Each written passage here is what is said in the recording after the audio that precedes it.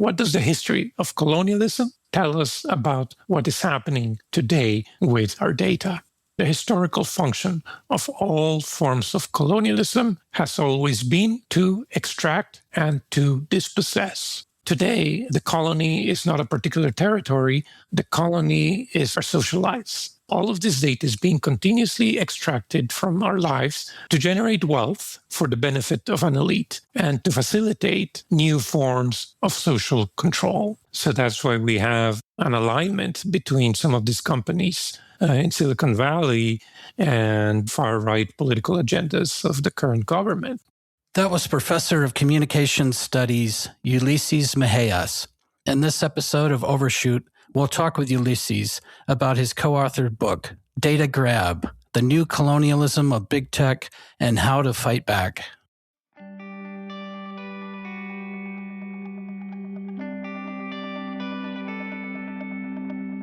Welcome to Overshoot, where we tackle today's interlocking social and ecological crises driven by humanity's excessive population and consumption. On this podcast, we explore needed narrative, behavioral, and system shifts for recreating human life in balance with all life on Earth. I'm Nandita Bajaj, co-host of the podcast and executive director of Population Balance.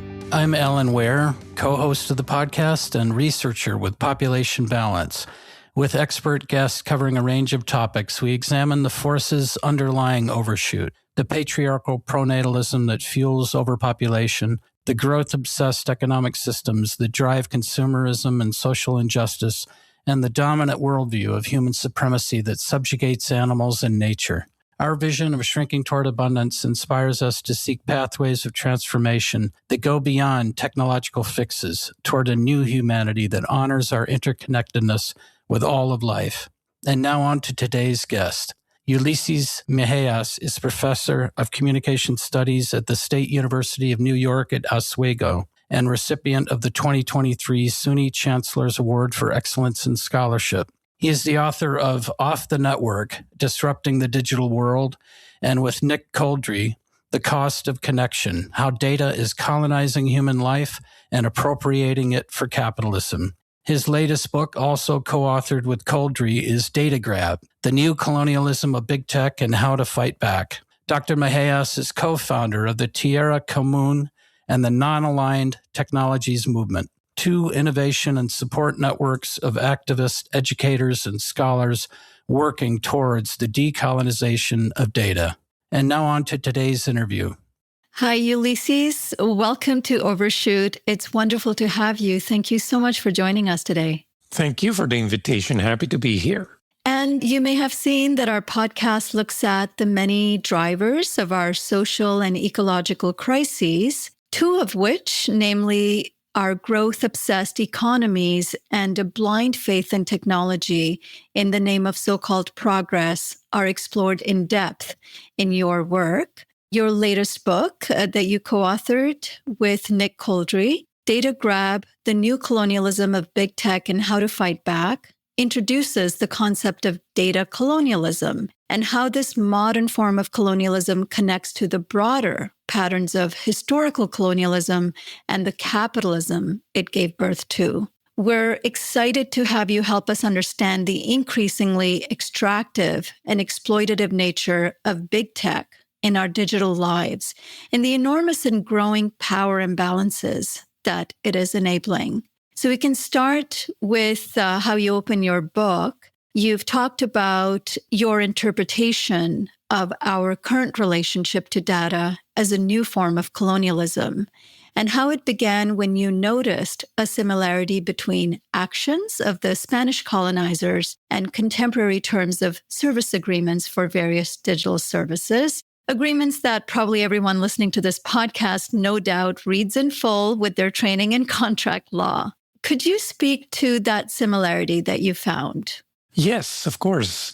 I guess I can start by saying that I'm originally from Mexico. That's where I was born and where I grew up. And I don't mean to suggest that just by virtue of that, it gives me some sort of privileged access to colonialism. I actually started to think more about the history of colonialism once I moved to the United States, and I had a bit of distance, so to speak, to kind of reflect on what it meant to grow up in Mexico.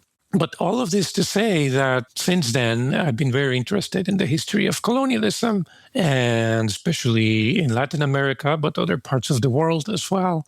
India, for instance, my wife being from Southeast Asia. So I've always found that history fascinating. And yeah, Mexico is a very interesting place to think about all of these things, because if you go to downtown Mexico City, you literally see the layers, the historic layers of pre-Columbian architecture and archaeology. And then on top of that, the building of colonial structures, including churches and the government palaces.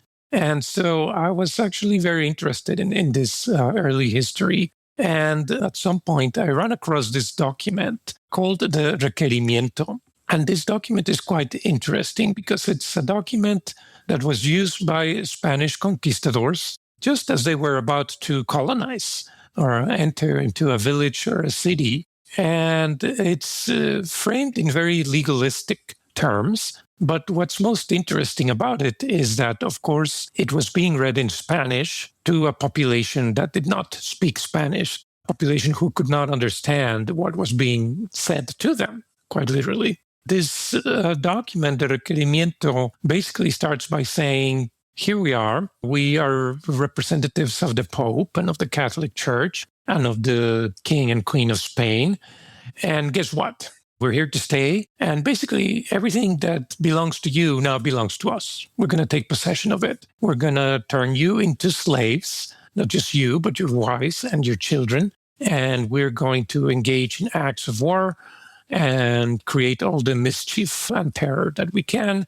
It's all sanctioned by the church. But basically, the gist of it is that your property now belongs to us. Now, when I read that, I was quite struck because, of course, my other field of education and research is media studies, and in particular, internet studies, critical data studies, the political economy of digital media. So I was quite struck by this similarity between this document, the Requerimiento, and, as you just mentioned, Nandita, documents like these terms of services. Terms of service, when we install any particular software or an app on our phone, email client or browser or a game, we're asked to agree to these terms of service, which, as you pointed out, basically nobody reads. Nobody reads them because the language of them is quite abstract.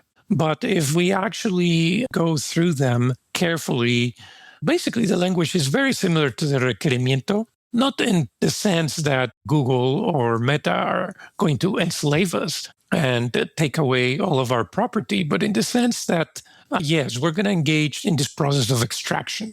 And the data that you generate through the services now belongs to these companies. And furthermore, they're sort of counting on the fact that we don't understand this language, that we are in a rush to install Google Chrome, which I actually just had to do in order to conduct this interview, because I usually don't use Google Chrome. And so I didn't even look at the terms of service. But when we start to compare historically what those terms of service have looked like, specifically in Google Chrome, in 2007, for instance, the language is very clear. Everything that you do on Google Chrome is now the property of Google, the corporation. So the content that you upload, the websites that you visit, and let's remember that we use Google Chrome not just to browse the web, but to access our email, to create Google Docs, which include, text and spreadsheets and PowerPoints with images. So those terms of service are very specific. Google now has the right to use any and all of that content for whatever purpose they deem necessary. So all of this is happening sort of behind the scenes and in a language that we don't quite understand. So once I had this idea, I had the good fortune of collaborating with Nick Couldry and start to develop these ideas about the similarities between the past and the present. We wanted to highlight this use of abstract language that nobody understands to begin this process of transhistorical comparison. What does the history of colonialism tell us about what is happening today with our data? That's very, very helpful.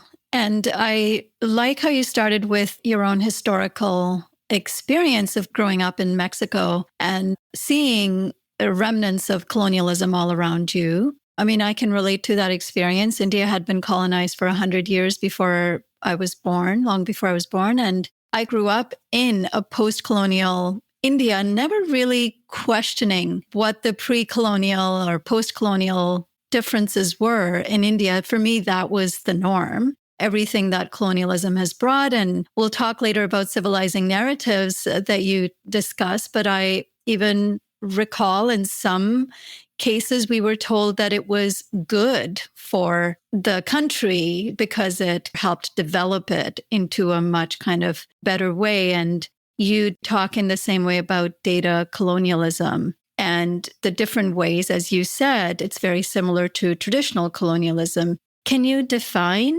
data colonialism and also share some of the specific examples of how we experience that in our lives? I think what Nick and I have noticed is that when we present our work, many times our audience sort of assumes that we are going to say that we are against data, that we think data is bad, that we are some form of like neo-Luddite that's trying to do away with all of this new digital technologies. And that's not necessarily the case. We are not against data. We're not saying data is bad.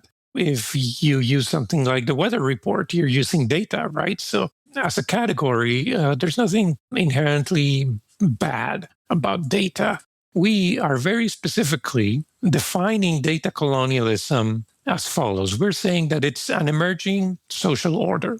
So just like colonialism arrived 500 years ago and significantly transformed humanity and transformed the planet, sure, there had been instances of imperialism before and what have you, but colonialism was really the first time that all of these changes happened at a global scale. So it's a new social order. We don't know exactly what it's going to look like in 20 years, 100 years, but we know that something significant is happening. So it's an emerging social order for the appropriation of data from our lives. Our lives have become completely datafied from the moment we wake up, if not even before that, because our devices might even be tracking what we're doing while we sleep. Obviously, it means, data about our activities, about our exchanges is being collected. Now, we're also saying that data colonialism means all of this data is being continuously extracted from our lives for basically two purposes: to generate wealth and to facilitate new forms of social control. We don't live in a world with capitalism where wealth is evenly distributed and everybody benefits. Quite the contrary, we're seeing that the generation of wealth accumulates and benefits certain parties more than others. And it also enables new forms of social control, which we see governments, but also corporations sort of exercising over us.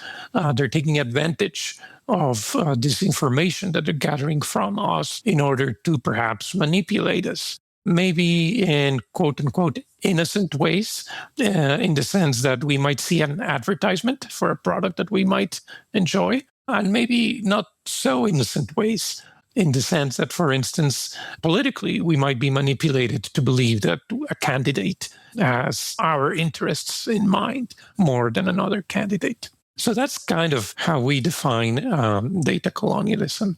You also asked for maybe a couple of quick examples to sort of illustrate how all of this is working. Nick and I sort of work with this concept of data territories. This new form of colonialism is not interested in acquiring land.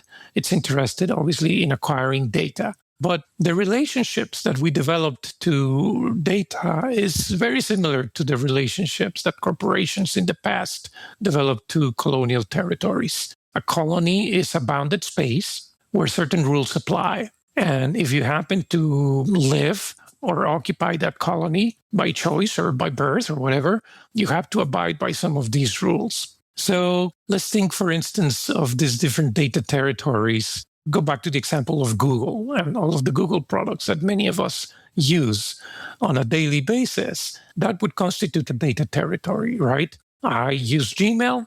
I have to in some ways. Even if I wanted to use another provider, my school has chosen Google as its official IT infrastructure. So I have to use it to communicate with students and with colleagues.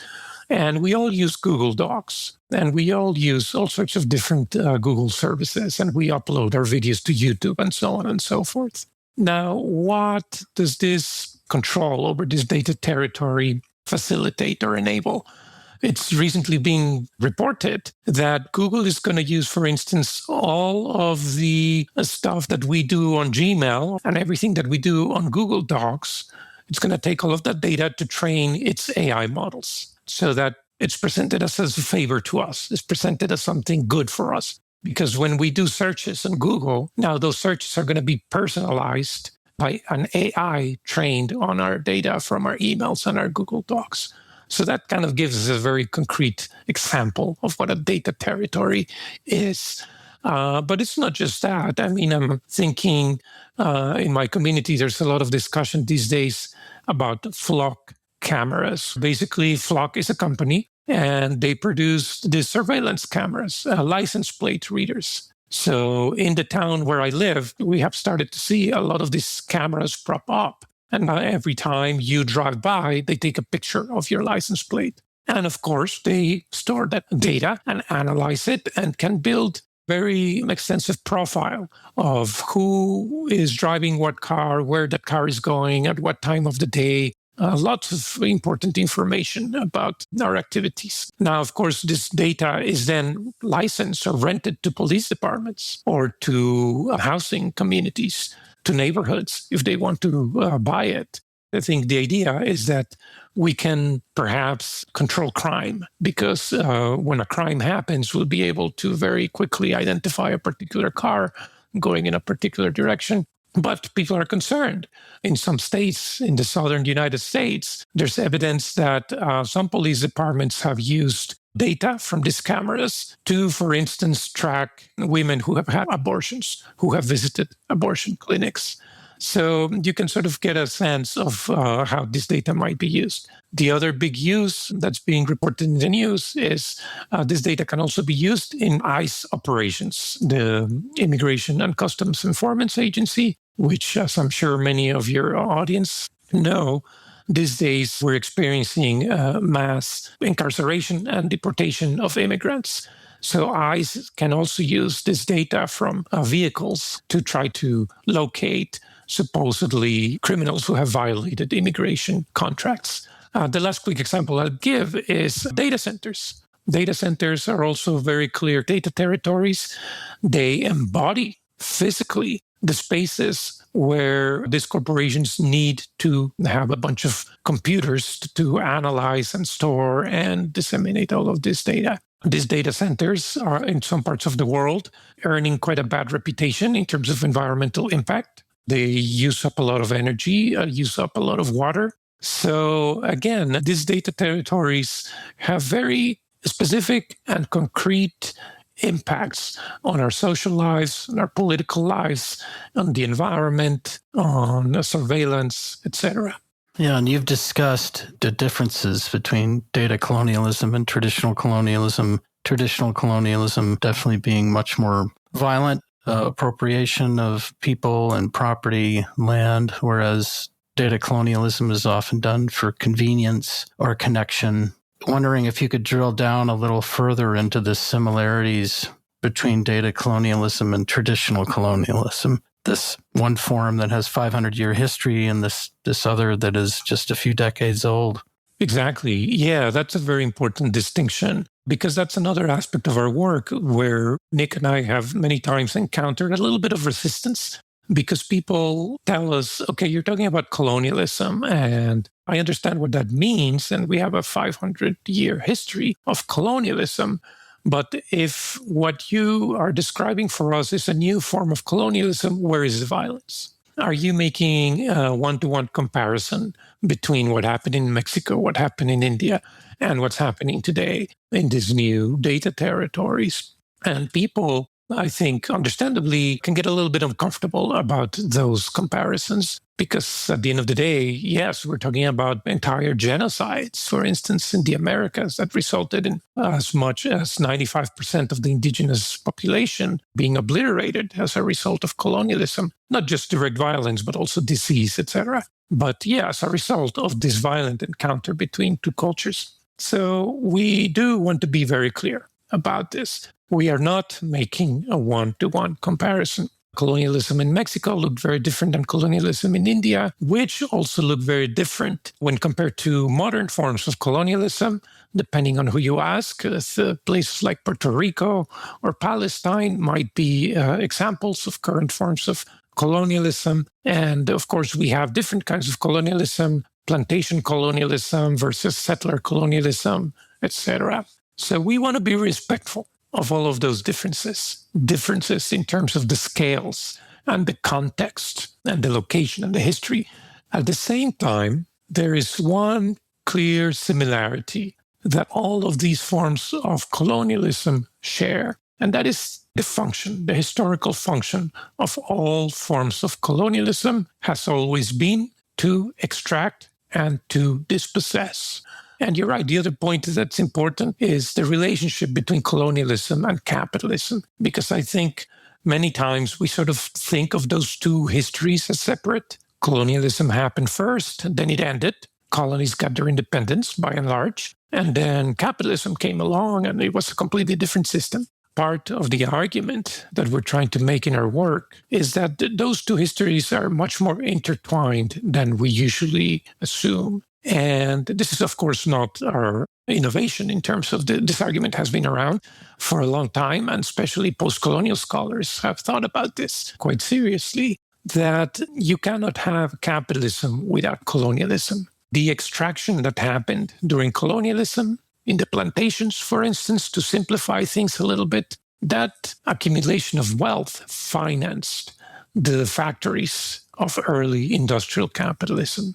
So that is why I think it's quite useful then to think about the colonial echoes and how they continue to shape emerging forms of capitalism.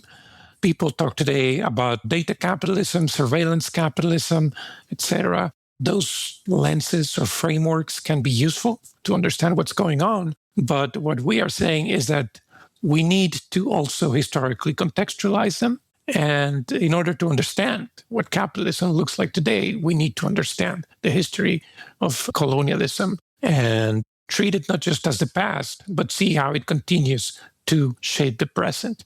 Because at the end of the day, if we're talking about this new phenomenon of data colonialism, yes, everybody's part of this global emerging social order, but some populations continue to pay a heavier cost in this new social order. And those people are the same victims of historic colonialism.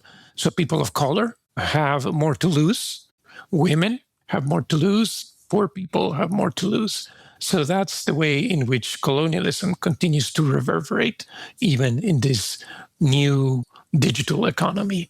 Right. I thought it was interesting in presentations you've mentioned that by 1945, 1 in 3 people around the world were living under colonialism, and that it was estimated to have increased the land per capita of Europeans by 6 times. So it was as if Europe were 6 times larger in terms of the food, sugar, cotton, everything that, like you said, was forming the basis for the Industrial Revolution, where they could apply coal and steel to all of these raw materials, the cotton for the textile mills, sugar for various foodstuffs. And as you mentioned, it was a corporate state alliance, like with the East India Company that you mentioned, with just a few hundred in London, then having, 250,000 Indian agents helping control and appropriate, I forget how many trillions of dollars out of India that were taken during the colonial period. Yeah, exactly. Those comparisons are fascinating because, yes, the acquisition of territory during colonialism, of course, it was massive. But in our work, we try to compare it to what's happening today with the generation and accumulation of data. We are generating so much data today, and that's why we need all of these data centers, right, to store it and to process it.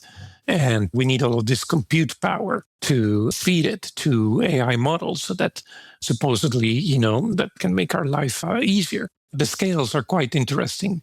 So if around World War II, 1 in 3 people were living under colonial rule, as you pointed out, Alan, now we have to think about how many people use TikTok in the world, 1 in 8, or how many people use Meta products. How many people are a part of these data territories, in other words? And so again, it's not a one-to-one comparison. We don't mean to suggest that, yes, therefore, everyone using TikTok is a slave, a modern-day slave. Obviously, it's a different kind of colonialism, but the function, the purpose is the same, to extract and to dispossess. And just as it was relatively few countries with land colonialism, now we've got the U.S. with Silicon Valley and China with Baidu and Tencent and Alibaba. You're having these two large systems and everybody has to buy into one or the other system and have very few, like I've read that a lot of European countries have very sensitive information that has to go through Silicon Valley corporations, right? There aren't other options. And I'm sure all of Africa and much of the world has to choose which of those systems, Chinese or US, really data systems to join. And that can marginalize so many people.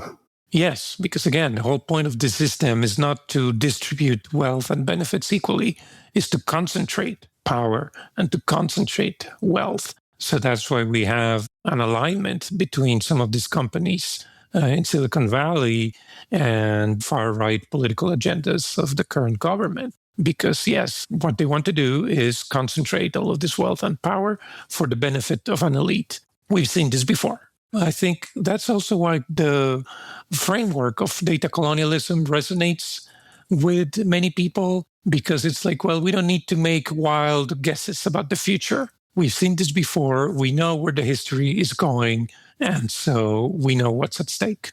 And I appreciate that one of the similarities that you make with traditional colonialism and data colonialism, as brought up earlier, was this tool of civilizing narratives, where traditional colonialism will use language of progress or civilization or colonizer knows best or racial narratives of superiority, while data colonialism is using similar narratives of progress, convenience, connection, efficiency, productivity, etc. And I wonder if there's anything you want to say to that. Again, we can learn a lot from history.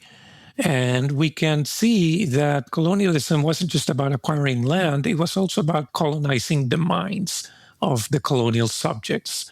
If 1 in 3 people were under colonial rule at the height of colonialism, then obviously it's because, in addition to the violence, there was also an epistemic dimension to all of this, right? People believed that the colonizers' model of the world, how they view the world, was the right one and the only one, in fact. And so the Eurocentric ideas of white males basically came to represent a universal standard that we should all follow under colonialism. And why should we agree to these terms and conditions of colonialism? Well, because the colonizer knows best. Colonialism was also founded on the idea that white Western civilization was best and knew best. The rest of the world were basically savages, uncivilized savages, or perhaps just like innocent children that needed to be educated, that needed to be civilized.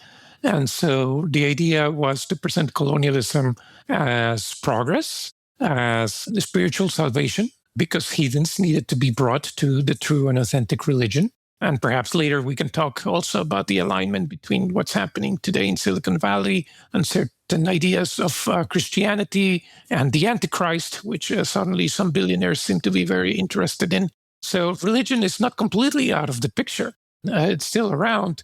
But mostly today, yes, we're presented again with this narrative that, well, this is progress. This is what we must do in order to keep the human project advancing. And in economic terms, it's going to bring wealth and abundance. And in social terms, it's going to bring democracy and the ability for all of us to be connected.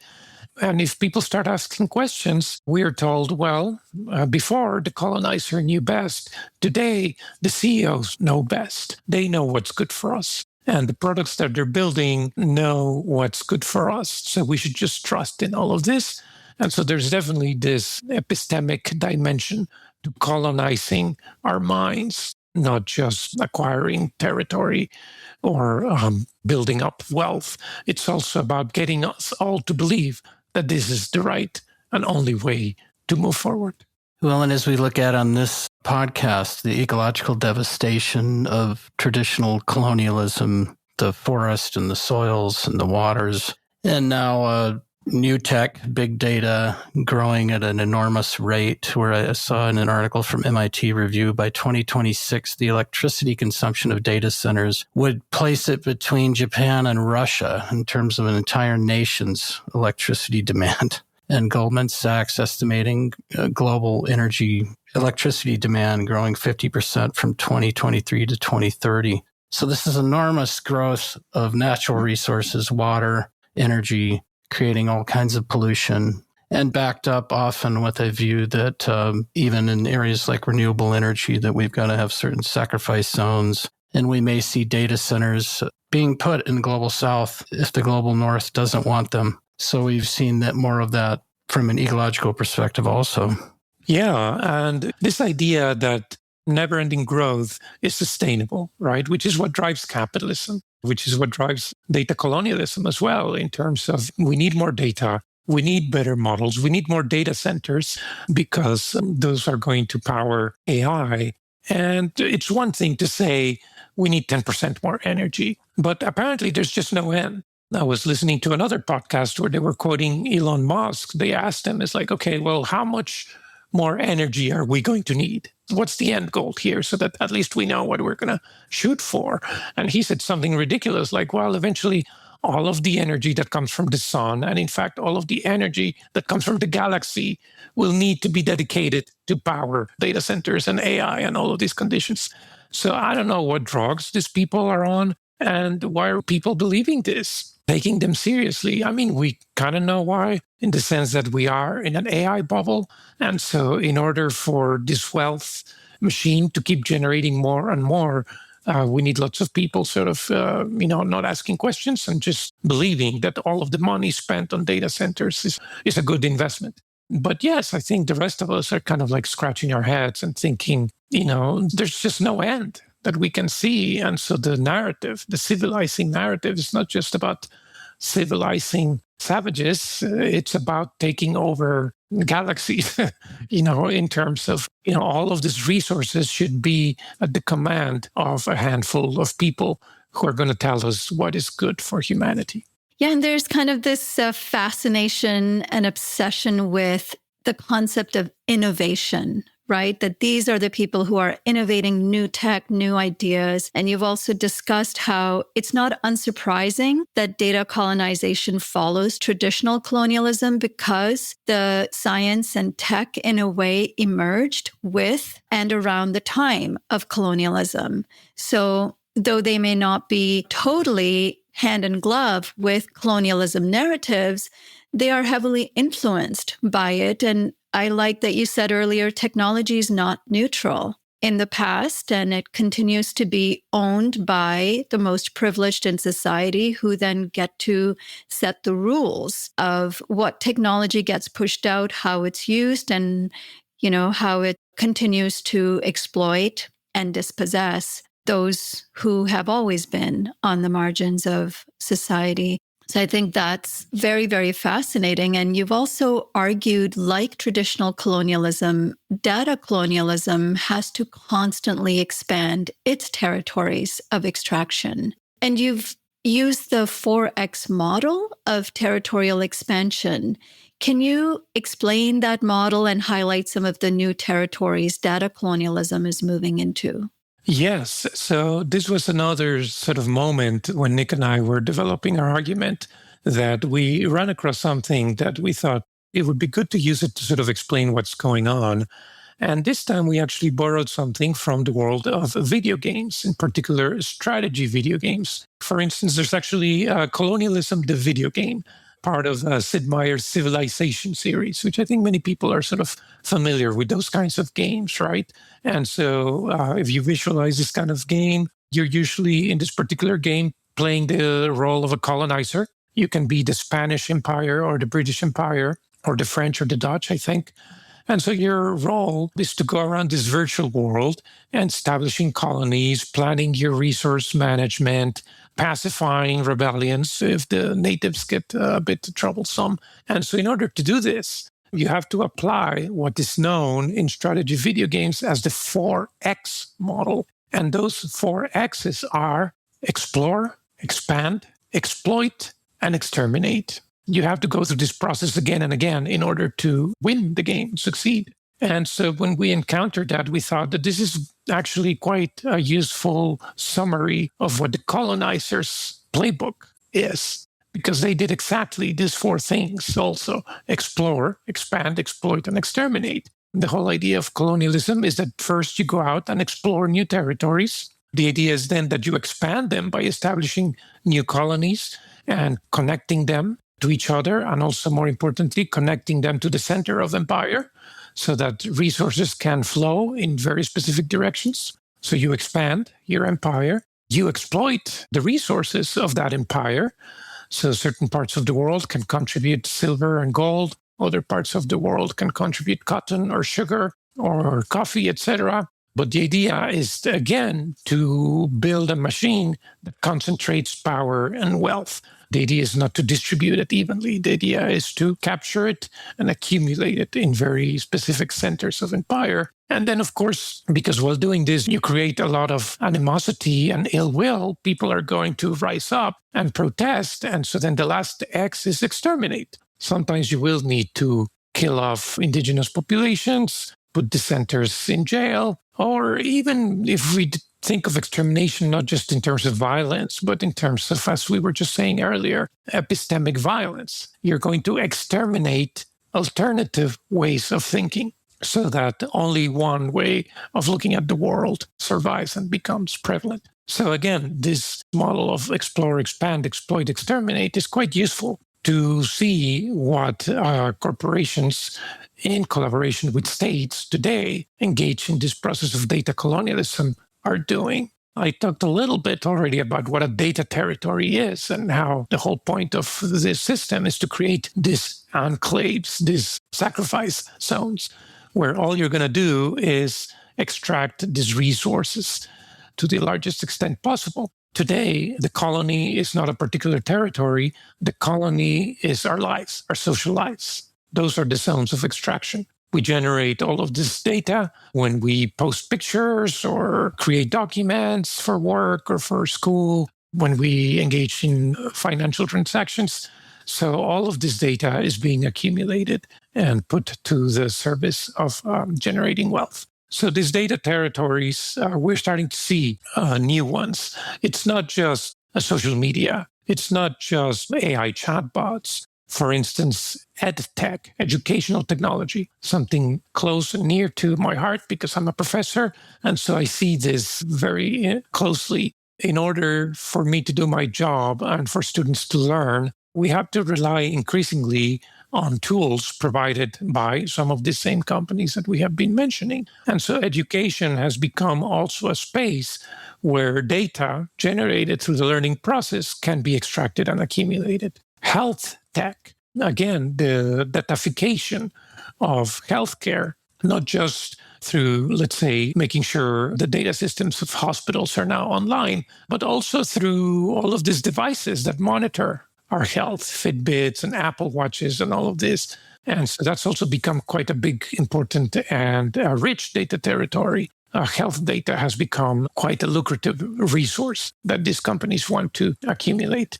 Similarly, we can talk about the ag tech, agricultural technology. The way we produce food is also becoming increasingly datafied with robots that can do the work that humans used to do, with the design of new seeds, even using AI to genetically modify seeds and create seeds that are owned by corporations so that local farmers can no longer just depend on what they used to grow, but now must buy basically tech products, genetically engineered seeds or fertilizers, etc., just to grow food. We can talk about prop tech, property technology, the way in which properties are being managed by corporations. And for instance, rent prices are being set algorithmically, not to benefit tenants, but to increase the wealth of landlords. War tech, war, as we have been seeing in Palestine and in Ukraine, has become increasingly technologized and increasingly dependent also on data that armies capture and extract from civilian populations and from territories. So all of these new data territories, they're basically set up to fulfill this essential function of taking the data that is generated in these territories and using it to generate wealth and to generate new forms of social control. What you said about EdTech, I'm also a long-term educator, both in high school and now in university, and I'm seeing the same adoption of data services, but also AI kind of in a very uncritical way, where the foundation of these services is not being questioned. It's just seen as an inevitability. And with those progress narratives, the way it's being sold is you either adopt it or get left behind. And schools are so afraid of being seen as not being progressive that some of them are really uncritically adopting a lot of these technologies. There was this great article recently in Current Affairs written by Ron Purser saying AI is destroying the university and learning itself, where they talk about how the California State University system, which is America's largest public university system with 23 campuses and 500,000 students, they went all in, announcing a $70 million partnership with OpenAI. And interestingly, at the same time, they've proposed slashing $375 million from its budget, which basically means, getting rid of faculty. Because so much of, as you said, our jobs and our purpose is being replaced by these machines. And if students are writing stuff using AI and professors and teachers are marking stuff using AI, you just start to wonder, what is the purpose of education then? If it's not creating these critical and systems thinking skills, including being able to critique this form of colonization. Yes, I could spend a whole hour talking about what's happening on campuses with AI. And in some ways, it is kind of like a battleground because you are right. Just the way in which different parts of the campus think about AI is quite different. And I hope we can still have dialogues about this. But like everything else in our societies, those discussions are becoming more polarized. The Higher Ed Policy Institute in the UK actually has done a lot of interesting data collection and analysis. And it's quite interesting to see that the parts of the campus that are pro-AI are those parts that are associated with STEM, basically, and business school, etc. And it's mostly white, rich men, professors who are mostly in favor of AI. And this is not my opinion. This is actually the results of the service that they did, this institute. And of course, you can expect that at the other end of the spectrum, the people who are against AI are mostly the people in arts and humanities, are mostly women, people of color from what are considered lower economic strata. But it is unfortunate, like you said, Nandita, that schools feel certain pressure to jump on the bandwagon. And if they don't adopt AI, they will be seen as, outdated and not relevant.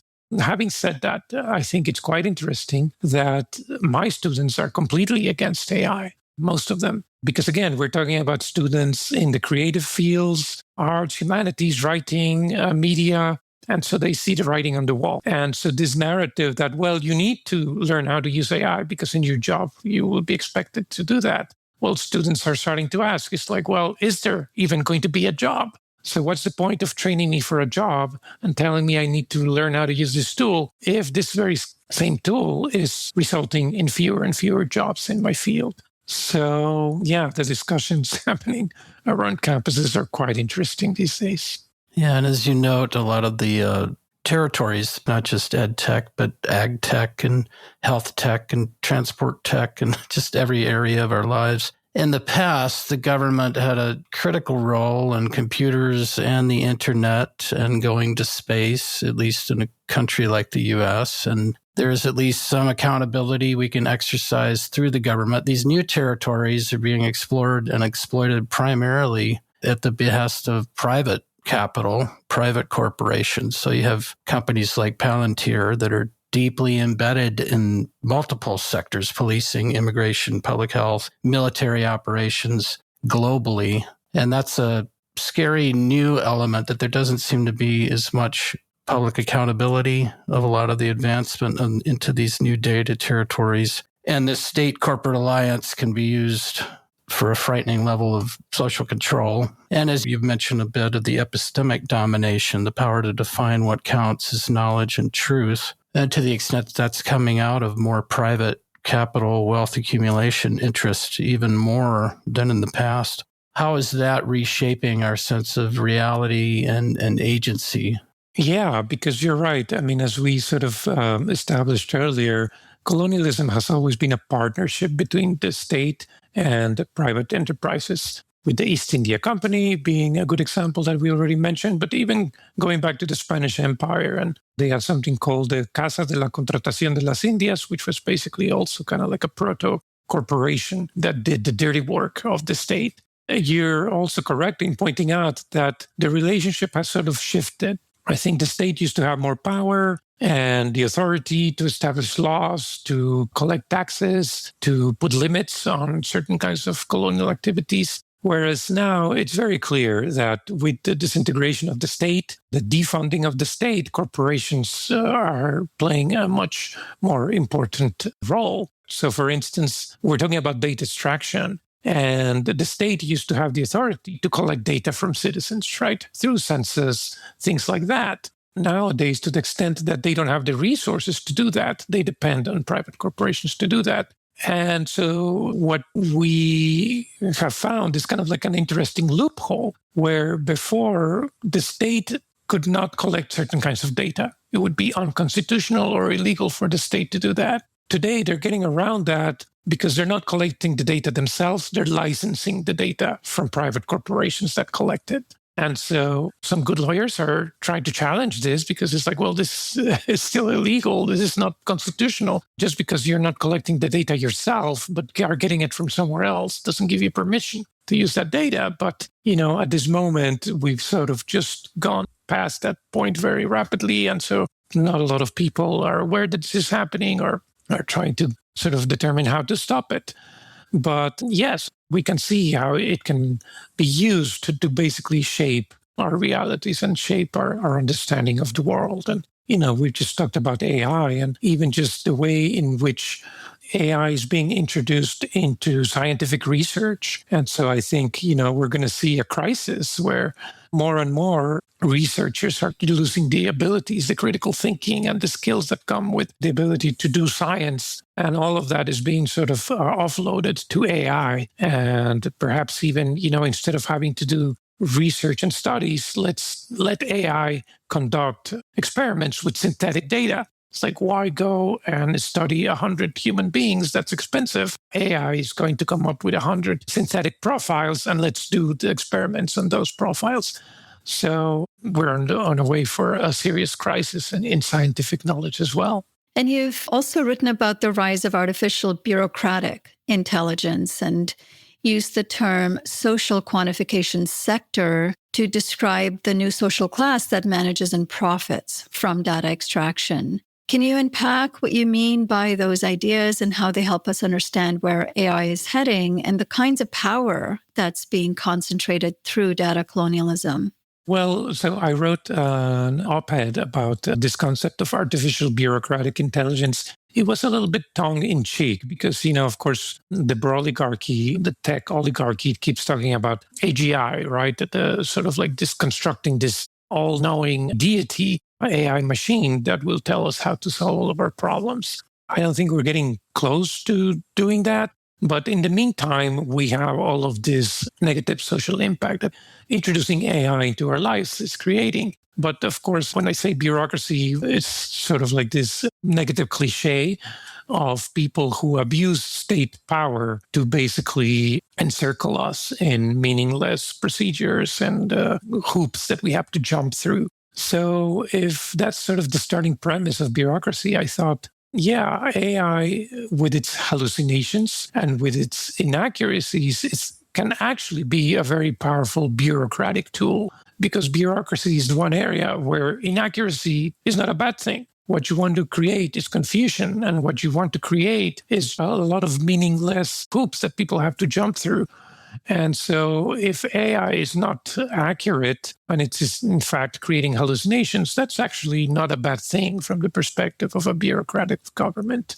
And a very clear example of this is the focus on and the persecution of immigrants that we're seeing in the United States. Now, I was just looking at some of the most recent figures. It seems that according to ICE records, there are about 65,000 people in detention currently in the United States since the beginning of the Trump administration, and 35,000 people who are GPS tagged. So they might not be in detention centers, but they're wearing some form of like ankle bracelet so that their position can be tracked. And not surprisingly, the biggest growth in all of these detentions is among people with no criminal histories. So not even people who have broken any kind of immigration rule, but people who have committed no crime. So according to the recent data, 70% of arrests have targeted immigrants deemed low risk by the government. So this idea that we're going after the criminals, we're going after the bad people from Latin America who are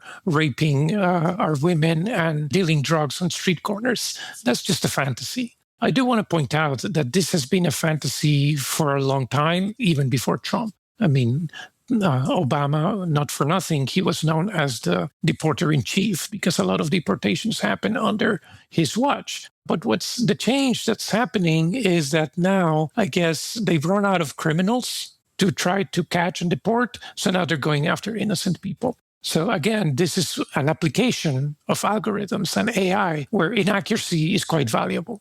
Because if AI or an algorithm can say this person is just flagged as someone that should be captured and deported or detained, then people are not asking questions about the validity of that data or how that algorithm or that AI came to that conclusion. We now have a force in this country with a budget that is bigger than the armies of countries like Spain or Turkey, who is going around detaining people and deporting them, and all sorts of tragic things are happening to these people. So these government agencies are seeing themselves as data organizations. And as Alan mentioned earlier, with the help of companies like Palantir, some of these government agencies have become just that. They're using data to carry out their functions, which in this particular case means going after immigrants, whether they have the right to be here or not, and regardless of whether they have committed any crimes or not. So all of this brings us to what we in our work call the social quantification sector. So the idea is that we wanted to talk about big tech, Apple and Amazon and Meta and Alphabet/Google. And of course, we wanted to talk about their Chinese counterparts because a lot of these things are happening in a similar level in China as well. But we wanted to not just talk about these big players, we wanted to talk about everybody else, because there are a lot of smaller companies like Palantir, or even like an independent programmer creating an app to track people or whatever. So it's not just the big companies, it's the smaller ones too. It's not just software, it's hardware as well. It's not just data brokers, it's also the construction firms who build data centers. So we wanted to collect all of these players under one umbrella, which is what we call the social quantification sector. Because at the end of the day, whether it's a big company or a small one, whether it is a phone manufacturer or an AI chatbot company, all of them function on the premise, the essential function of data colonialism. All of them function by extracting data from our social lives, hence social quantification sector.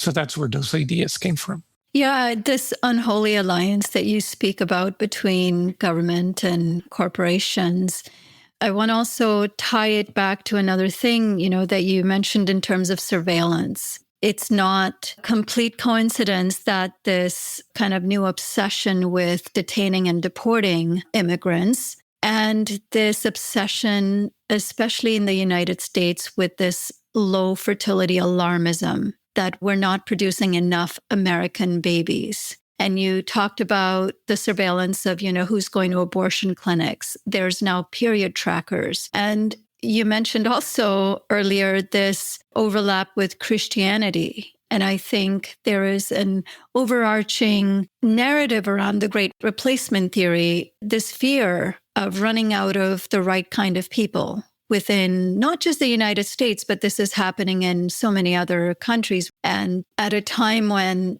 human presence and activity and this kind of huge power imbalance has led us into this extreme state of ecological and social crises, this seems like the absolute worst possible obsession to be focused on. Yeah, I wonder if there's anything you wanted to add to that. Well, in what world could we imagine a follower of the teachings of Jesus or many other Christian figures promoting incarceration of children? So it's just mind-boggling. I think it's also a very shameless attempt to align themselves with far-right, supposedly Christian values. I mean, you were mentioning the period tracking apps, and apparently one such app is backed by Peter Thiel, who plays a key role in Palantir. So again, I think it's very much this idea that women's bodies are data territories. We have to know what's going on with them and control them and put them at the service of the generation of the right kind of human beings, i.e. white, Eurocentric males, preferably. So yeah, it's scary. And as we've talked about the data territories, we're all enmeshed in them to some extent. This interview is taking place all through digital platforms, and our lives are thoroughly enmeshed in it. Before we get to some of the resistance we might have to it, we were wondering if you could paint a picture of what the stakes might be if we don't resist. What might data colonialism look like in a few decades?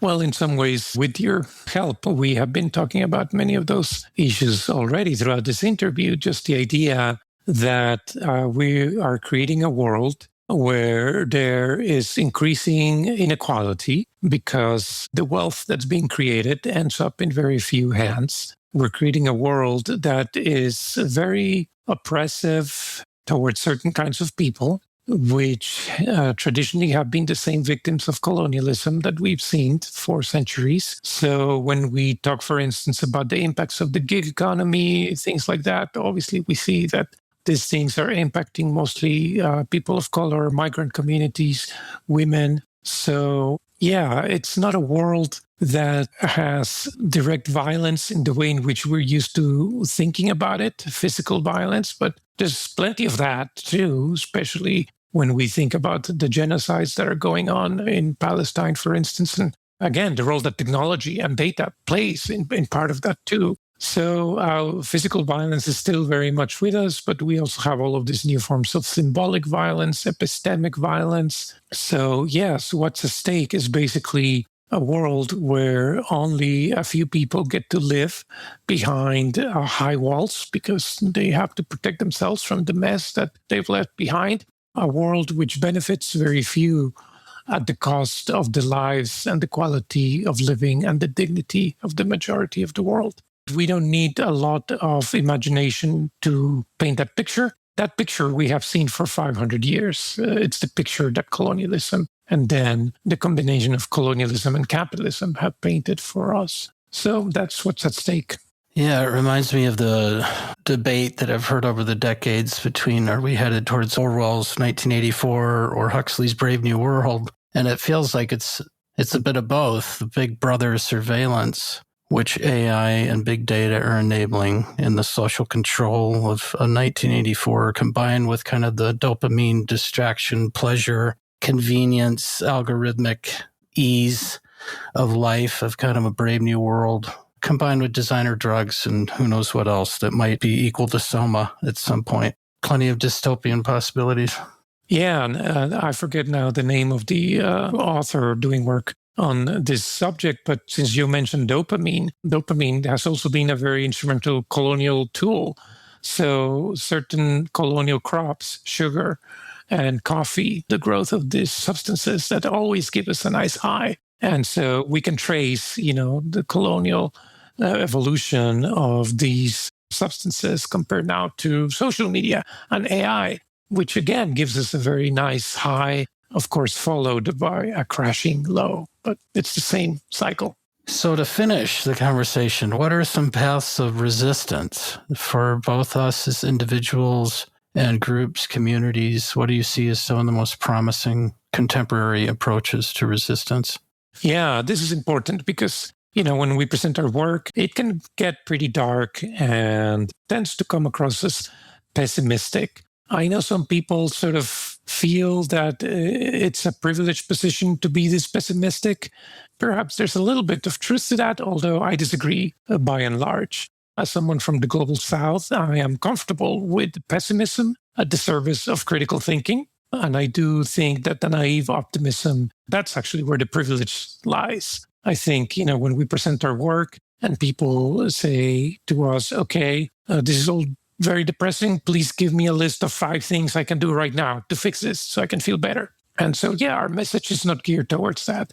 It's like, no, unfortunately, if we're right, and this is part of a 500-year problem, the solution is not going to come next week or next year or in the next decade even. These are long historical processes, but we can intervene and we can do things to safeguard our rights and our dignity. And here in our work, Nick and I have actually borrowed a model from Latin American activists, from people who have had a long history of resisting colonialism. And what they tell us is that when fighting against colonialism, you need to operate simultaneously at 3 different levels. And those levels are, you need to fight within colonialism, you need to fight against colonialism, and you need to fight by going beyond colonialism.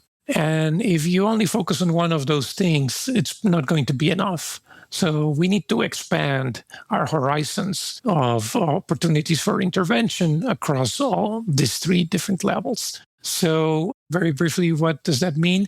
Well, working within the colonial system, within the capitalist system, means maybe mainstream politics, which this day and age seems quite pessimistic and dire. But we have to continue to put pressure on governments to do what's right by us, not to do what's right by corporations. We need to elect the people who are going to defend those rights. So participating within the system, it means, not giving up on the state and on government. Unfortunately, we can sort of choose to look the other way and ignore it. But part of our struggle definitely needs to be to change things from within. We can also see it very clearly in terms of corporate dissent. There are people within Amazon and within Google and within Meta who are increasingly saying, I'm not okay with what my company is doing, or at least they're asking questions. It's like, well, what about the environmental impact of all of these data centers that we're saying that we need? Some of these people, of course, are not at the management level, and many of them are losing their jobs as a result of speaking up. But we should applaud them and encourage them because it's still a very important function that they're playing. Many of them are seeking to unionize, to create unions within their industries and corporations so that they can advocate for their rights. So those are examples of working within the system that I think are important. But of course, the system is not going to fix itself. So we also need to work or fight against it. And so this means any kind of politics of protests. For instance, one example I frequently bring up is the group Deliveristas Unidos, which is a group mostly of immigrant workers in New York City who deliver food through the gig apps, Uber Eats and whatever. And so they've actually came together at great risk to themselves to try to organize and to try to demand certain labor protections with some success, at least on paper.